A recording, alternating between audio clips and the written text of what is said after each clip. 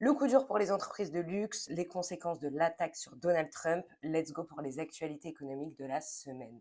La première info concerne les entreprises du secteur du luxe. Les résultats économiques des géants du luxe sont tombés et les investisseurs ne sont pas trop satisfaits. Par exemple, Burberry a vu son bénéfice net chuter de 45%. Et ce n'est pas tout, Hugo Boss, Swatch, LVMH, Kering ou encore Hermès, ils ont tous vu leur action baisser. Pourquoi? Parce que les ventes ont été inférieures aux attentes, ce qui a déplu aux investisseurs et ce qui a fait chuter le prix des actions. Deuxième info de la semaine, et elle concerne l'attaque dont a été victime Donald Trump. Elle a eu des conséquences importantes et elle a notamment fait augmenter ses chances d'être réélu aux prochaines élections présidentielles américaines.